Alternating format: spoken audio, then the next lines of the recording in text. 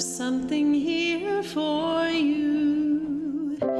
Getting old is not for sissies, so Karen's focusing on something new. Learn a little, stay a little, stitch a little, love a little. Learn a little, stay a little, stitch a little, love a little.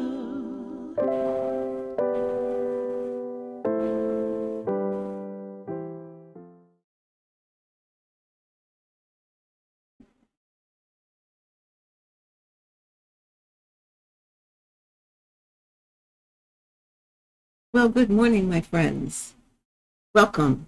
And I would like to first take the opportunity to say welcome to everybody that has been watching my videos and coming back every time. I am so glad to have you back again today.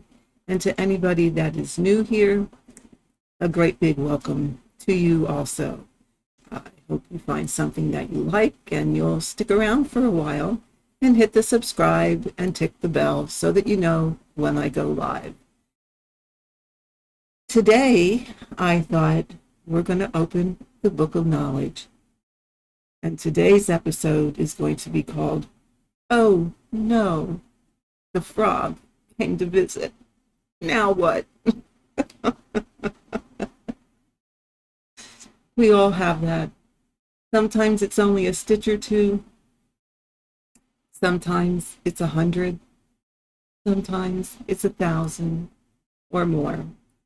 So I thought we'd talk a little bit about frogging your needlework and the tools that may make it a little bit easier for you. So we'll get started with that. So let me bring in my other camera, switch to my other scene. Actually, let's talk about the tools first. These are some of the things that you will need. I opt to use a scissors. Okay. Now, my scissors these are a pair of Dovo number 40. And I'm sorry to say that Dovo is not making embroidery scissors anymore. And that's a very sad state of affairs, because their scissors are absolutely, I love them. They are one of my favorites. But these are the ones I use for hard hanger. They have very fine and sharp points. So if you're going to use the scissors to frog your needlework, you want a pair of scissors that has fine and sharp points. Because heaven forbid, we don't want to cut our fabric. That would be disastrous. So, pair of scissors. Or some people opt to use a seam ripper. Now, personally, and this is only my personal opinion, this is not my tool of choice. Because first of all, depending on what count fabric you're frogging on, I find this very difficult to get underneath the stitch so that you can just clip the stitch and knot your fabric. However, some people prefer a seam ripper, and if that's what you like, that's okay. Just be careful that you don't cut your fabric. So that's another option for loosening up the fabric threads. Actually, the best option to remove your stitches, if you will, and whether you have 5 or whether you have 500, your best option is just to use your needle and pull the stitches out. Now, if you have, let's say, 500 stitches to remove, that's going to be a rather slow process, and it's going to probably take you just as long to remove them as it did to stitch them. So that's why a lot of people opt for one of the other options. But certainly that is your best option, because you're not going to cut your fabric. And by the way, this is just a little, I got this years and years ago. It's just a little gadget that has black emery in it. So you can stick, it kind of works like a strawberry pincushion. The little strawberries that are attached to that strawberry cushion have emery in them. And what you do is you just stick your needle in and rub it back and forth, and it will polish your needle and remove some of that, but remove some of that tarnish. So it's just a little gizmo I keep around, and I will often just stick needles in it and have it right here. So that takes care of seam ripper, takes care of scissors. So those products are going to loosen up your stitches. So as I said, if you use your needle, you're already pulling your thread out as you're frogging. But if you choose to cut them, you may want to use one of the following. And I have several options for how you can remove the threads once you have them clipped. The first one is a tool that's been around for a long, long time, and it's called Judy's Boo-Boo Stick. And it has a bigger brush at one end and a smaller brush at the other end to get your stitches out, because you know what? It's going to leave fuzzies. Especially what I have here today to demonstrate with is black thread. So guess what? There's going to be fuzzies. So the question will then become not only how do I get the thread out, or once I have it cut, how do I remove the thread, but also how do I remove the fuzzies? So Judy's Boo-Boo Stick is an option. Now, while I'm on Judy's Boo-Boo Stick, if that's what you would like to use and you don't have one, much cheaper tip here. Get yourself some disposable mascara brushes. And they do exactly the same thing as, as a boo-boo stick. Oops. You see it has the brush on the end? There we go. Just use that brush, and I'll show you that to take the stitches out. And in all honesty, I will use this far more than I will use this. I haven't used a boo-boo stick in a long time. But fortunately, I had one around that I had to hunt for because I couldn't find it right away this morning. But I had to hunt for it, and I found where I had stuck it away. That's how often I use it. I don't. I use this. Or even better options. And I love these. I love these. They're called Seam and Fix. Okay, now, sewers, like clothing sewers, use these a lot because it has a seam ripper in it. But it has this nifty little, I'm not sure what it's made out of. It might be some kind of silicone that you just rub over your thread, and it will remove it, and it will also remove all the fuzzies. So they come in two sizes. They come in this larger one, and they also come in a mini version. I have both. Mini version is nice to put in your travel bag so that you can take it with you when you're going wherever. But these little guys are awesome. So if I'm not using this mascara brush, I'm using one of these. Okay? So, and the last tool you might want in case you have a stubborn thread, because you know things get stubborn, is the tweezers. Let me try there you can see them better. This is an Uncle Ben's tweezers. It has very sharp points. If you took my or listen to my videos on hard hanger embroidery, this is the tweezers I recommended in order to pull your threads out, because it has very sharp points. It's small, it's handy, it's easy to manage, and it has many other uses other than needlework. I will use it to take a splinter out, or, if you have something that's fine that you need a tweezers for. Now, I don't know that I go around plucking my eyebrows with it, but but it's great for taking out splinters. It's great for pulling threads in your fabric. It's great for pulling out those little bits of thread that are stuck if they're not coming out with one of your other tools that you have. So I would have a pair of tweezers. So those pretty much, when you have to frog, are the tools that you may or may not need. But you have options. If you have all of these, you have options. So let's look at a piece of our fabric. Bring the other camera around here. Let's switch so that you can see. There we go. Here we are. Okay. Now, as you see, I already started to clip some threads.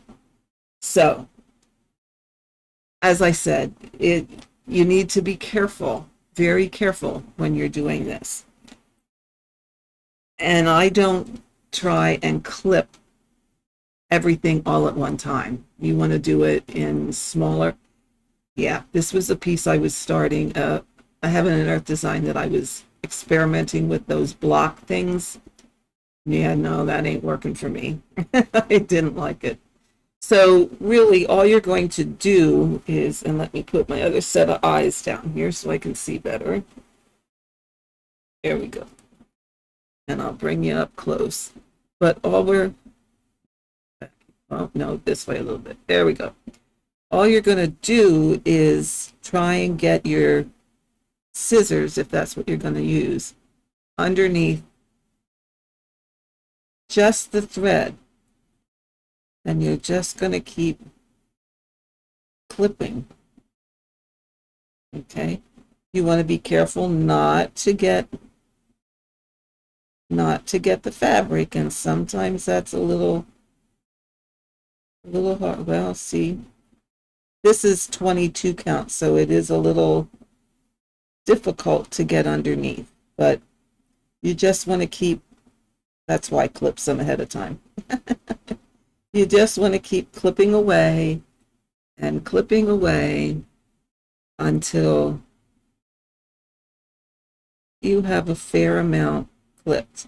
And because you're being careful not to get the fabric, you also may only just be skimming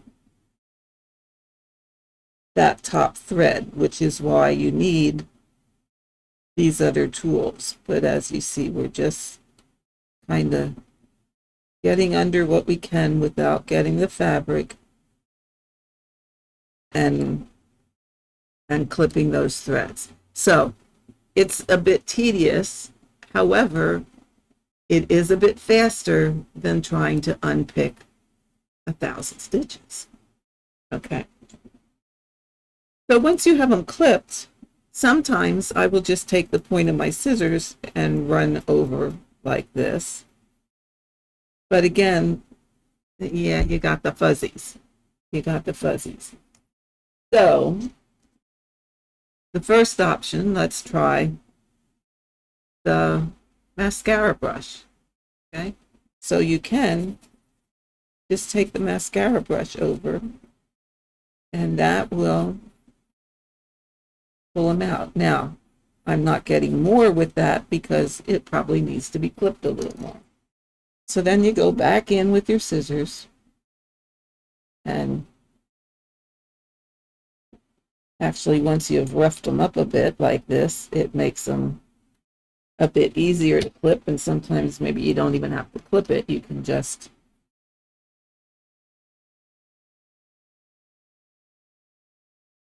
pull it out. But you just work it, and you see how that even takes your fuzziness away. And then sometimes I'll even take the point of my scissors and try and loosen things up, and then go back with my brush, and it all comes out. So doing it doing it that way, you leave no fuzzies behind. Okay, that takes it out pretty clean. Yes, you got the holes, but you know, you're probably going to restitch that area, and then once you wash and whatever, it will be fine.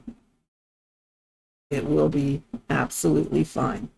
So that's using either the boo-boo stick, which is not, like I said, I haven't used it. I'll use the mascara brush. And then if this gets full of thread, you just run your fingers over it like so. And you can pull them right off to clean it up, to go back and use it again. Or these puppies are cheap enough, you can just throw it away and get another one. So that's one option. My preferred are these guys. Okay, so I have threads clipped here. So what you do is just the same thing.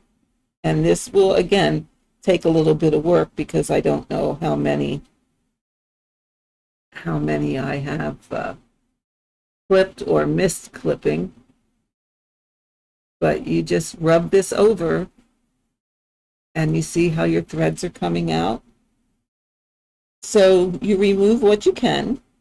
And again, this takes a little bit of work, but it's faster than unpicking 1,000 stitches. So I can look at this and see, and see I got fuzzies all over. You just keep going over, and it will pick. You can rub all of them off. And if you have trouble getting them off, guess who you go back to? The old boo-boo, the old mascara brush. Clean it up. Okay. So if you have trouble getting these off, you say, oh, wow, I could get them, but look at how many are not clipped. So then you just go back in, clip some more.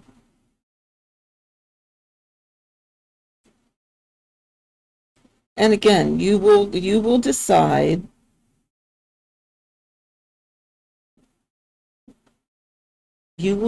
because you know there are no rules. There's no rules, only your own rules. So it's up to you how you want to do this. If you want to sit and work with your needle and unpick it with your embroidery needle, that's perfectly okay. Then that's what you do.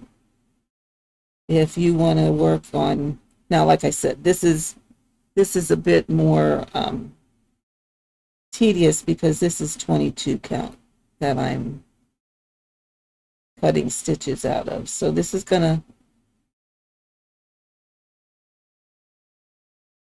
probably take a while, and you can see why you need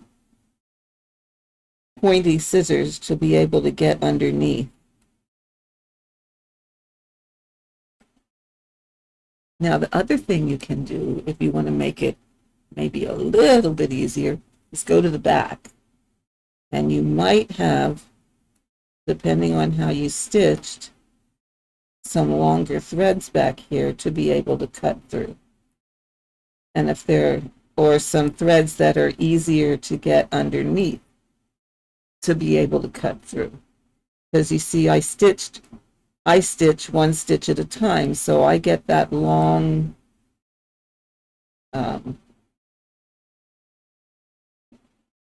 that longer thread on the back to go to the next stitch. So you might want to flip it over and do your cutting from the back, because as you see, that is a bit quicker and a bit easier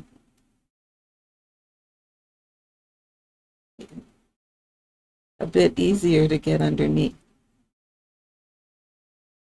Now, you can also use your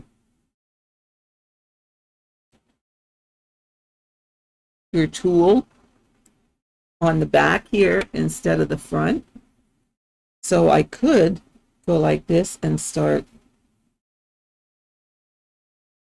taking things off from the back.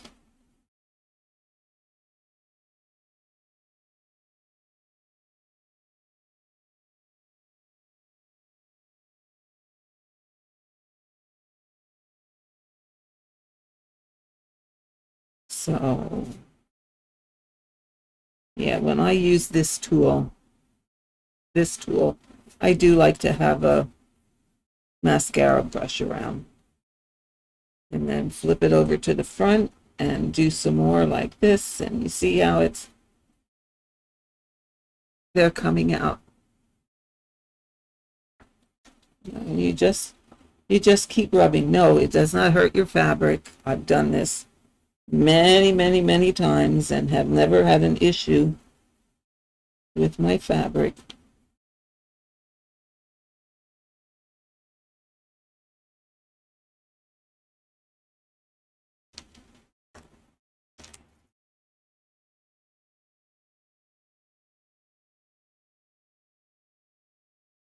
But you can see it is a bit of a process. I mean, it's not something that you're going to sit and do in 5 minutes.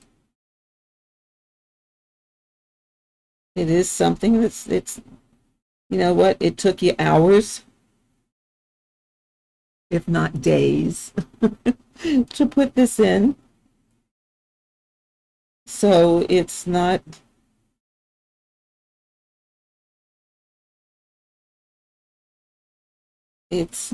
going to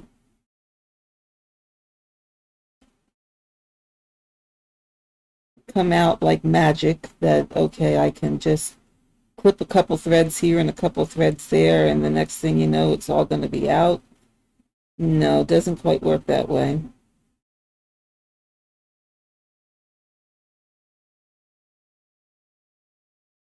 It's kind of like your weight. You didn't put it on overnight. You ain't going to take it off overnight.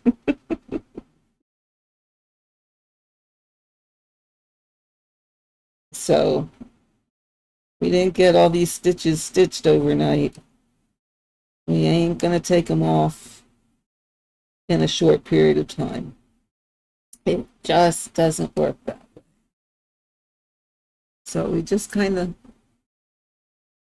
keep flipping around until we have a bunch more clipped, and we can use the point of my scissors also to kind of scooch things around as far as clipping and seeing where we're at and knowing where to clip. So then we'll go back to this again, and ooh, we can get some more out.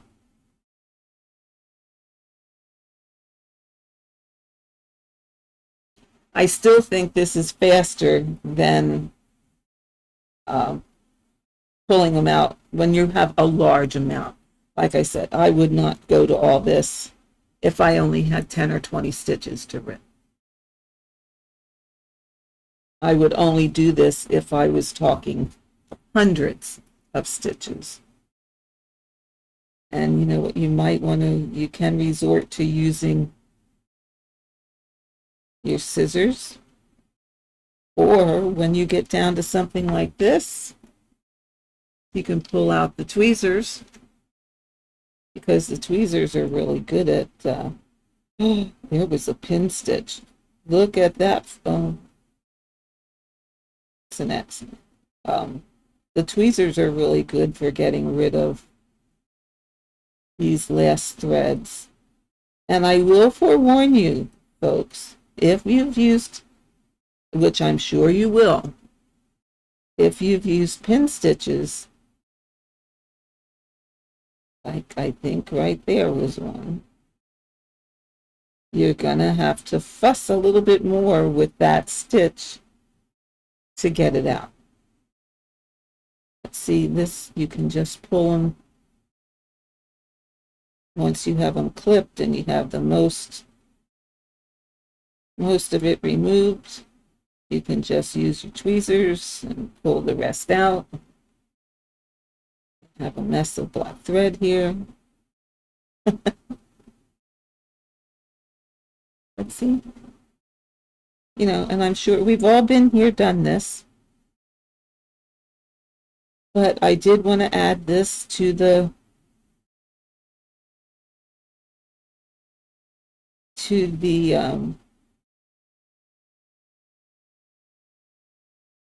to my little library of information here, so that I can have things easier to look up, because all of these kinds of videos will be under this book of knowledge heading. And there's a lot of new stitchers out there, and a lot have questions on, well, what does this mean, or how do I do this? So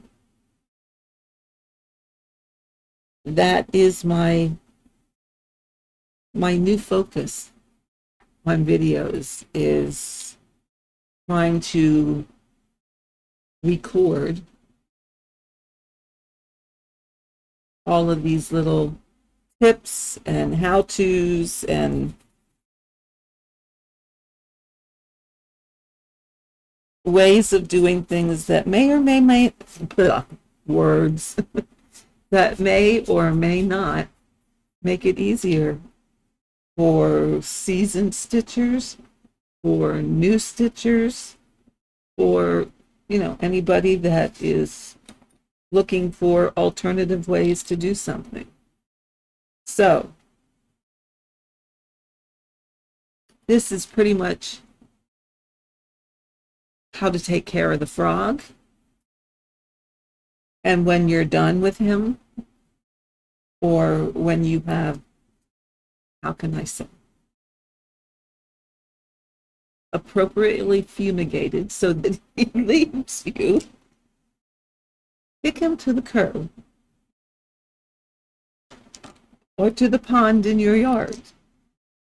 However, maybe you want to forewarn your fellow stitchers that he's on the loose. So beware, because he is out there looking for somebody else to pester. So with that, my friends, I hope you found this helpful. If you have questions or I did not explain this well, please leave me a message in the comments below, or shoot me an email, and I will be happy to explain it any further. But with that, I am going to say good luck, happy frogging, and I will see you next time. And always remember, the only rules in cross stitch are the ones you set for yourself.